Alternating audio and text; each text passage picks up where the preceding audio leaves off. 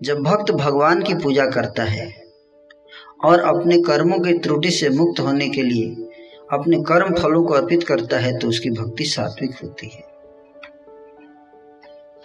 तो सत्वगुणी भक्ति भक्ति कर रहा है और कर्म भी कर रहा है, लेकिन कर्म से जो फल आता है उसके पास वो अपने सुख के लिए इस्तेमाल न करके भगवान की प्रसन्नता के उसका उपयोग करता है।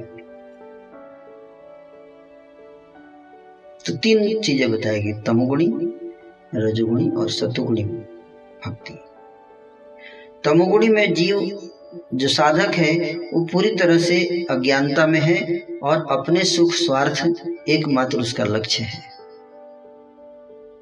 और दूसरों को दुखी देकर खुद जो है वो सुख प्राप्त करना चाहता है। रजोगुणी में भी अपना स्वार्थ है उसका, लेकिन इस सतोगुणी में क्या है, सतोगुणी में उसका प्रेम नहीं है भगवान से, लेकिन ज्ञान है कि जो भी चीजें हैं ये संसार में भोगने के लिए नहीं आए हैं, हमें सब कुछ भगवान के समर्पण के लिए करना चाहिए, भगवान की प्रसन्नता के लिए करना चाहिए और जो भी मेरे कर्म से फल मिलता है वो भगवान को अर्पित करना चाहिए। इस ज्ञान के आधार पे वो कर्म करता है और उससे जो फल मिलता है वो भगवान को अर्पित करता है, अपने स्वार्थ के लिए, अपने सुख के लिए उसका उपयोग नहीं करता। इसको कहते हैं सात्विक भक्ति।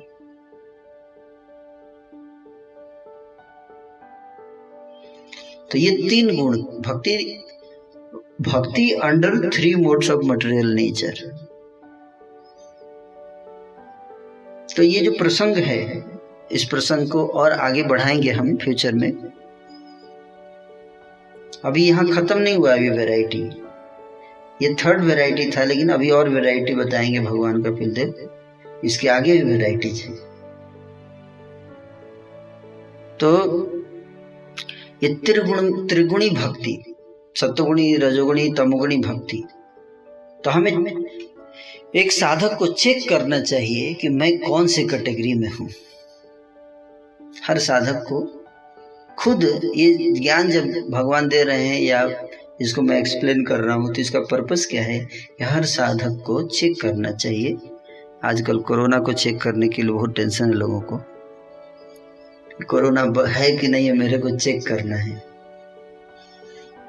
तो वो भी चेक कीजिए, लेकिन साथ साथ इसको भी चेक कीजिए कि मेरी कौन सी भक्ति चल रही है, तमोगुणी भक्ति चल रही है, रजोगुणी भक्ति चल रही है या सत्वगुणी भक्ति चल रही है। लेकिन पैनिक मत होइए कि अगर कोरोना मिल गया तो पैनिक हो जाते हैं लोग। पैनिक होंगे तो और खराब सिचुएशन। मान लीजिए आपने चेक किया और आपको पता चला अरे मेरी तो तमोगुणी है, तो आप पैनिक मत होना, डरने की जरूरत नहीं है। अरे प्रभु जी का लेक्चर सुन के तो उल्टा हो गया यार, मैं तो तमोगुणी में पड़ गया, आप तो अब तो मैं ये क्या है, तो मैं डिस्टर्ब हो चुका हुआ। नहीं, पैनिक मत होइए। क्यों? क्योंकि अपनी कमी पता चलना ये कृपा है। ये भगवान की जिस पर कृपा होती है वही व्यक्ति रियलाइज कर पाता है अपनी कमियों को। तो अगर हमें अपनी कमियां पता चल रही, इसका मतलब समझ लेना चाहिए कि भगवान की कृपा हो रही है हमारे ऊपर। ये वास्तविक कृपा है भगवान की और खुश होना चाहिए। क्योंकि जब घर सफाई करते हैं तो जब गंदगी दिखती है तो फिर नेक्स्ट स्टेप उठाते हैं उसको निकालने का, लेकिन गंदगी दिखेगी नहीं। आपके घर में सांप छुपा है, आपको दिखा नहीं, पता नहीं है, या आपके शरीर के अंदर कोरोना घुस गया, आपको पता नहीं है, तो ये ज्यादा डेंजरस है। पता चल जाए तो आप उसके लिए उपाय करोगे, आइसोलेशन में जाओगे, जो भी करोगे, लेकिन पता ही नहीं तो और ज्यादा डेंजरस सिचुएशन है। तो एटलीस्ट अभी हमें पता चल गया है, इट्स वेरी गुड। अब पैनिक नहीं होना, बल्कि इससे कैसे बाहर आने के लिए प्रयास करना है। यस, एक्सेप्ट कीजिए कि यस मेरे अंदर है ये और I have to come out. ठीक है, now I am infected with corona, that's fine. Now I have to work to come out of it and ensure that दूसरे को इससे नुकसान ना हो। It's just like that, so simple. उसी तरह से हमारी भक्ति कौन सी है, अगर तमोगुणी है तो ठीक है, now I come to know, आज से मुझे पता चल गया, से बाहर निकलना है मेरे को। तो बाहर कैसे निकलना है? बाहर निकलने का तरीका क्या है? बाहर निकलने का तरीका है सत्संग। सत्संग में रहना, गुरु के मार्गदर्शन में, किसी के गाइडेंस में रहिए। वो व्यक्ति जो आपको करेक्ट कर सके, जो आपको डांट सके, जो आपको समझा सके, जो आपको सुधार सके। जब आप गलती करते हो तो आपको समझा सके, बिना मार्गदर्शन के। भाई गाइडेंस में तो रहना ही है हमको, किसी न किसी गाइडेंस में रहना है। अगर हम गुरु के गाइडेंस में नहीं है तो अपने मन के गाइडेंस में है, क्यों मन तो घुमाता ही है इधर उधर सबको। कौन ज्यादा अच्छा है, गुरु के गाइडेंस में रहना या मन के गाइडेंस में रहना? एक मैच्योर व्यक्ति गाइडेंस में रहना या मंकी जैसे माइंड के गाइडेंस में रहना?